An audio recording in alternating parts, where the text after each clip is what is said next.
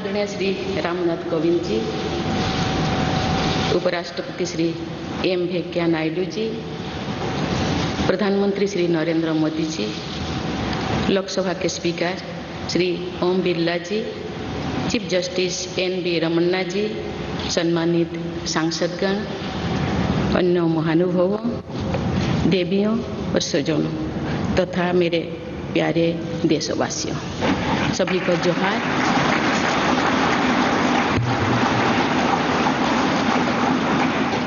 भारत के सर्वोच्च संवैधानिक पद पर निर्वाचित करने के लिए मैं सभी सांसदों और सभी विधानसभा सदस्यों का हार्दिक आभार व्यक्त करता हूँ। आपका मत देश के करोड़ों नागरिकों के विश्वास की अभिव्यक्ति है। मैं भारत के समस्त नागरिकों की आशा, आकांक्षा और अधिकारों की प्रतीक इस पवित्र संसद से सभी देशवासियों का पूरी विनम्रता से अभिनंदन करता हूँ।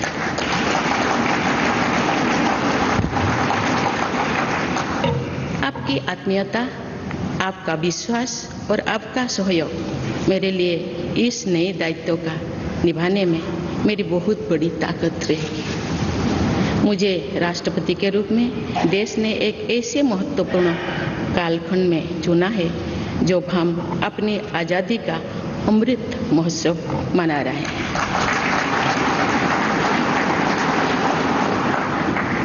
आज से कुछ दिन बाद ही देश अपनी स्वाधीनता के 75 वर्ष पूरी करेगा। ये भी एक संयोग है कि जब देश अपनी आज़ादी के 50वें वर्ष का पर्व मना रहा था, तभी मेरे राजनीतिक जीवन की शुरुआत हुई थी। और आज आज़ादी के 75वें वर्ष में मुझे ये नया दायित्व मिला है। इस ऐतिहासिक समय में जब भारत अगले 25 वर्षों के विजन को हासिल करने के लिए पूरी ऊर्जा से जुटा हुआ है, मुझे ये जिम्मेदारी मिलना मेरा बहुत बड़ा सौभाग्य है। मैं देश की ऐसी पहली राष्ट्रपति भी हूँ जिसका जन्म आज़ाद भारत में हुआ है। हमारे स्वाधीनता सेनानियों ने आज़ाद हिंदुस्तान के हम नागरिकों से जो अपेक्षाएं की थी, उनकी पूर्ति के लिए इस अमृत काल में हमें तेज गति से काम करना होगा।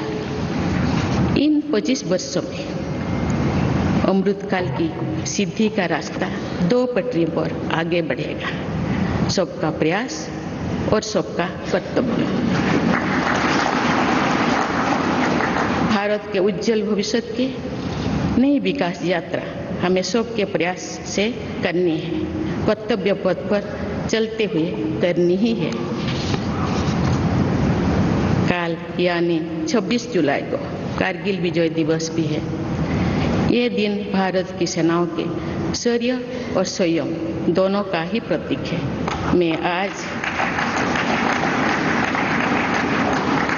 मैं आज देश की सेनाओं को तथा देश के समस्त नागरिकों को कारगिल विजय दिवस की अग्रिम शुभकामनाएं देती हूँ। देवियों और स्वजनों, मैंने अपनी जीवन यात्रा पूर्वी भारत में ओडिशा के एक छोटे से आदिवासी गांव से शुरू की थी। मैं जिस पृष्ठभूमि से आती हूँ, वहाँ मेरे लिए प्रारंभिक शिक्षा प्राप्त करना भी एक सपने जैसा ही था। लेकिन अनेक बाधाओं के बावजूद मेरा संकल्प दृढ़ रहा और मैं कॉलेज जाने वाली अपने गांव की पहली बेटी थी।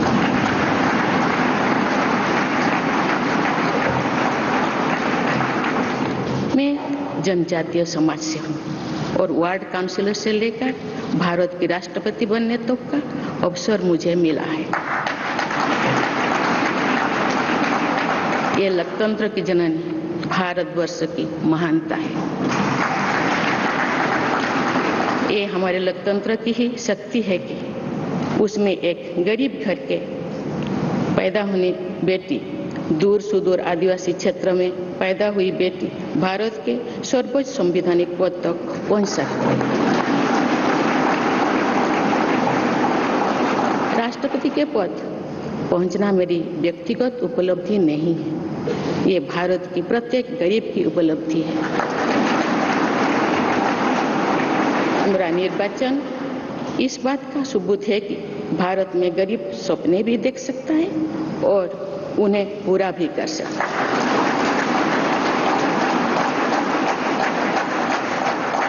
और ये मेरे लिए बहुत संतोष की बात है कि जो सदियों से वंचित रहे, जो जीवन विकास के लाभ से दूर रहे, वे गरीब, दलित, पिछड़े तथा आदिवासी मुझे ये अपना प्रतिबिंब देख सकते हैं। मेरे इस निर्वाचन में देश के गरीब व का आशीर्वाद शामिल है।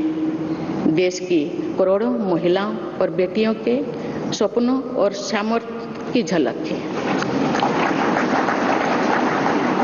मेरे इस निर्वाचन में पुराने लीग से हटकर नए रास्ते पर चलने वाले भारत के आज के युवाओं का साहस भी शामिल है। ऐसे प्रगतिशील भारत का नेतृत्व करते हुए आज मैं खुद को गौरवान्वित महसूस कर रही हूँ। मैं आज समस्त देशवासियों को, विशेषकर भारत के युवाओं को तथा भारत की महिलाओं को ये विश्वास दिलाती हूँ कि इस पद पर कार्य करते हुए मेरे लिए उनके हित सर्वोपरि होंगे। देवियों और स्वजनों, मेरे सामने भारत के राष्ट्रपति पद की ऐसी महान विरासत है जिसने विश्व में भारतीय लोकतंत्र की प्रतिष्ठा का निरंतर मजबूत किया है।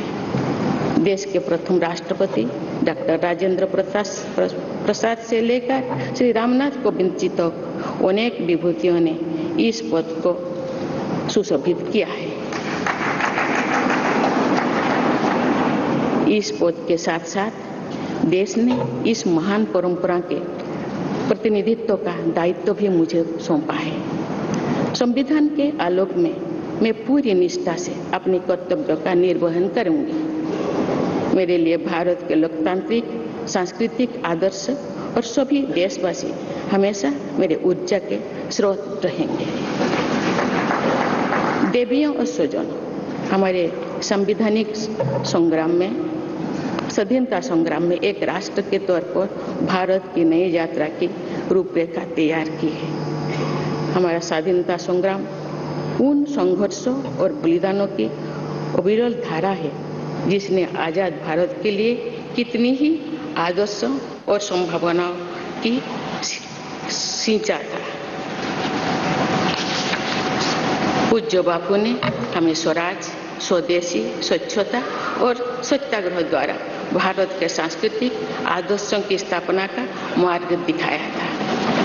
नेताजी सुभाष चंद्र बोस, नेहरू जी, सरदार पटेल, बाबा साहेब अम्बेडकर, भगत सिंह, सुखदेव, राजगुरु, चंद्रशेखर आजाद जैसे अनगिनत स्वाधीनता सेनानियों ने हमें राष्ट्र की स्वाभिमान को सर्वोपरि रखने की शिक्षा दी थी।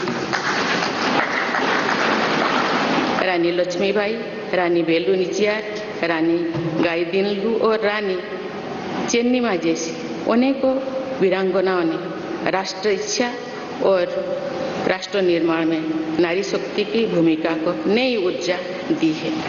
संथाल क्रांति, पाइक क्रांति से लेकर कोल क्रांति और भील क्रांति ने स्वतंत्रता संग्राम में आदिवासी योगदान को और सशक्त किया। सामाजिक उत्थान एवं देश प्रेम के लिए धरती आबा भगवान बिरसा मुंडा जी के बलिदान से हमें प्रेरणा मिली थी। मुझे खुशी है कि आजादी की लड़ाई में जनजातीय समुदाय के योगदान को समर्पित अनेक म्यूजियम देश भर में बनवाया जा रहा है। देवियों और स्वजनों, एक संसदीय लोकतंत्र के रूप में 75 वर्ष में भारत ने प्रगति के संकल्प को सहभागिता एवं सर्वसम्मति से आगे बढ़ाया है। विविधताओं से भरे अपने देश में हम अनेक भाषा, धर्म, संप्रदाय, खान पान, रहन सहन, रीति रिवाजों का अपनाते हुए एक भारत श्रेष्ठ भारत के निर्माण में सक्रिय है। आजादी के 75वें वर्ष के अवसर पर आया है अमृतकाल। भारत के लिए नए संकल्पों का कालखंड है। आज मैं इस नए युग के स्वागत में अपने देश को नई सोच के साथ तत्पर और तैयार देख रही हूँ। भारत आज हर क्षेत्र में विकास का नया अध्याय जोड़ रहा है। कोरोना महामारी के वैश्विक संकट का सामना करने में भारत ने जिस तरह का सामर्थ्य दिखाया है, उसने पूरे विश्व में भारत की साख बढ़ाया है।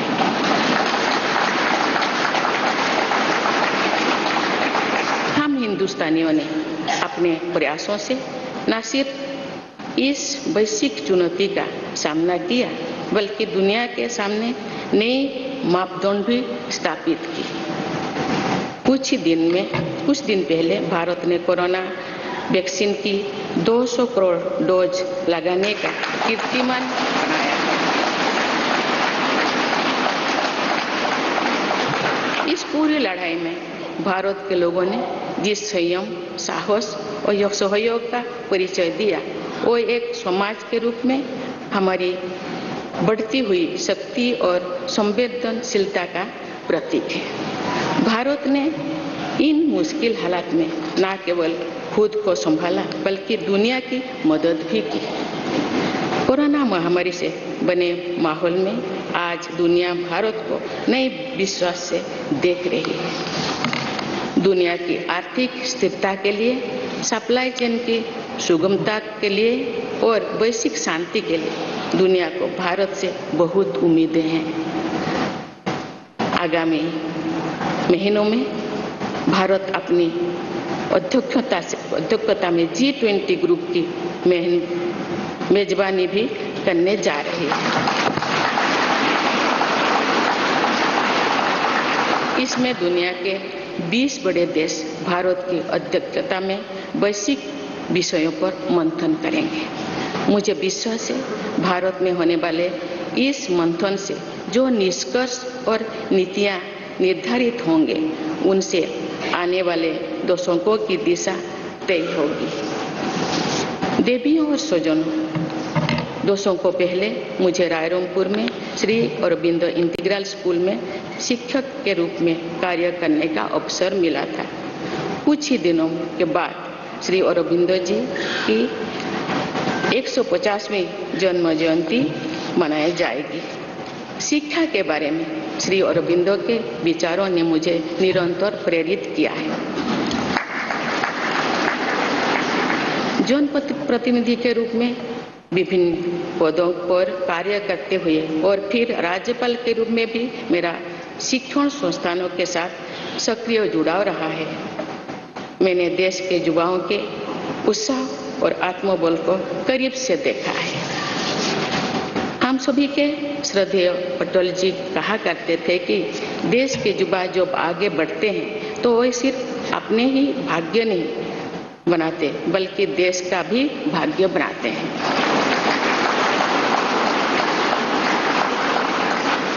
आज हम इसे सोच होते देख रहे हैं।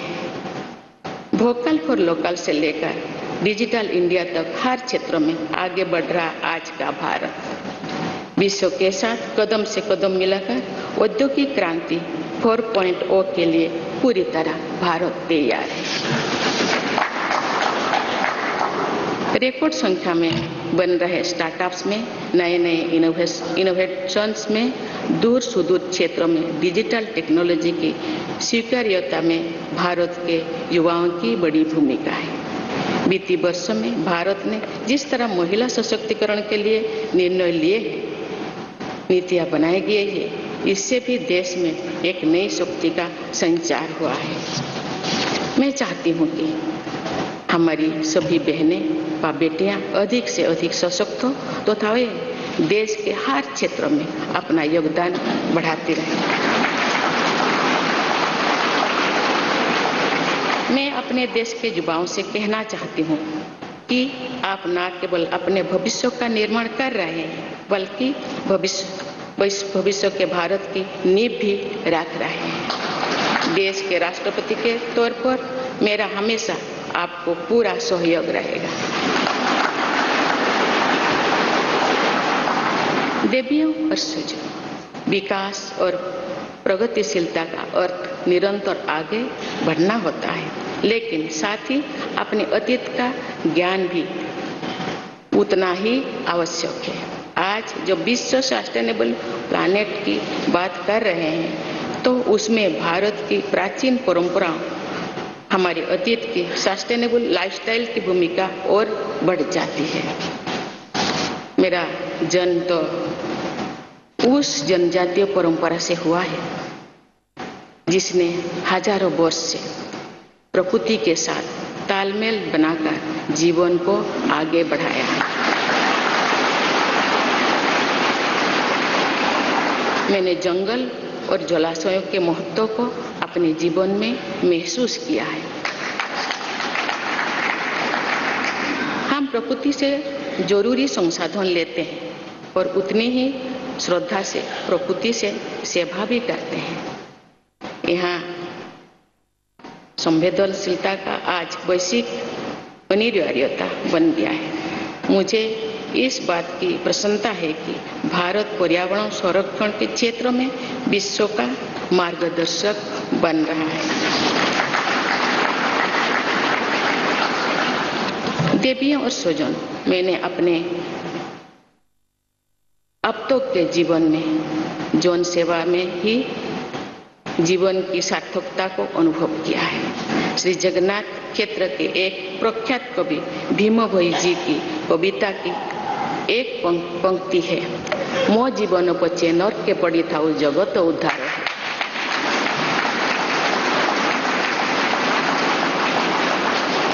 अर्थात अपने जीवन के हित और हित से बड़ा जगत कल्याण के लिए कार्य करना होता है। जगत कल्याण की इसी भावना के साथ मैं आप सबके विश्वास पर खरा उतरने के लिए पूरी निष्ठा व लगन से काम करने के लिए सदैव तत्पर रहूंगी। आइए हम सभी एकजुट होकर समर्पित भाव से कर्तव्य पथ पर आगे बढ़े तथा वैभवशाली व आत्मनिर्भर भारत का निर्माण करें। धन्यवाद। जय हिंद, जय भारत।